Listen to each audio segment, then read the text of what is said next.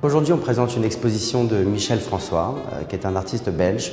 C'est la troisième exposition de l'artiste à la galerie et la première qu'on organise à Vieux-Matignon, dans le nouvel espace. Alors l'exposition, elle fait écho en fait à la Biennale d'art contemporain de Reims qui va débuter à la fin du mois. Et on présente un certain nombre de pièces qui sont issues du vocabulaire de Michel François qu'on connaît avec des œuvres qu'on a pu déjà voir dans d'autres expositions de musées ou à la galerie, et encore plus d'œuvres beaucoup plus récentes qu'on présente pour la première fois.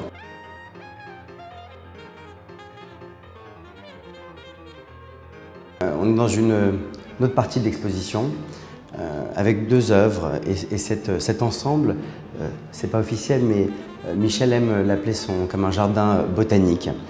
Alors là, on a sur ma droite un tout nouveau travail de Michel François qu'on est très content de présenter parce que c'est la toute première fois que les gens vont pouvoir visionner ce travail. Il s'agit d'une tôle.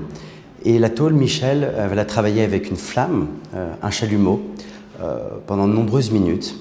Encore une fois, l'aléatoire dans ce cas-là intervient et la tôle finalement va prendre une forme qui n'est pas sa forme initiale parce qu'elle va se déplacer, elle va évoluer, la chaleur va la courber et il va y avoir après tout ce paysage assez abstrait créé par ces sortes de brûlures, de stigmates qui sont sur la tôle.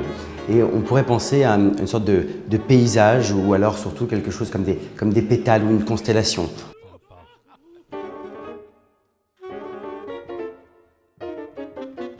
Colonne de ballons, les ballons, là, ça peut prendre plusieurs formes.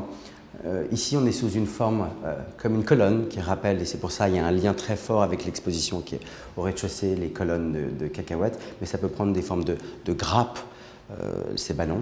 Et là, encore une fois, il a réussi à figer ces ballons dans une sorte de mouvement où on ne sait pas s'ils vont être gonflés ou s'ils vont être totalement dégonflés. On est dans une sorte d'entre-deux, et cet entre-deux donne justement cette sensation qu'on ne sait pas vraiment ce que ça va se passer, c'est-à-dire que l'action peut être encore en cours finalement. Elle n'est pas vraiment terminée ou pas vraiment commencée. Et donc là, il y a des ballons transparents, ou alors il y a des ballons qui sont avec cette sorte d'argenture miroir.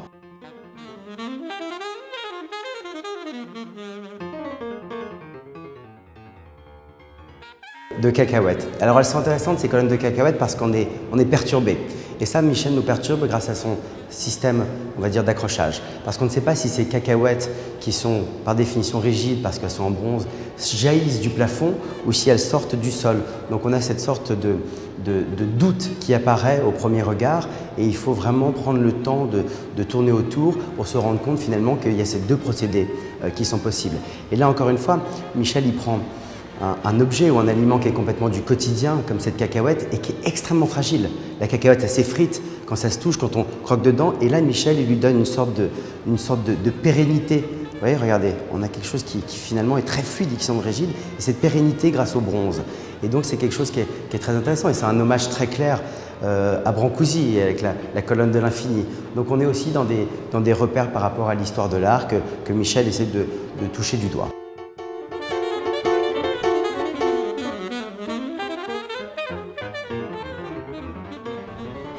Un espèce de bas-relief, on va dire, en bronze, que j'ai nommé Instant Gratification, qui veut dire gratification immédiate, parce que c'est un effet qu'on obtient très rapidement. En fait, c'est le résultat d'un accident, on va dire, dans une fonderie, quand le creuset déborde et que le bronze en fusion touche le sol, il se met en vrille comme ça, il se met au contact du sol froid, le bronze se met à...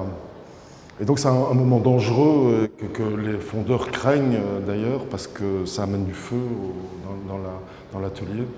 Un espèce de protocole comme ça où je perds le contrôle de ce qui va se produire.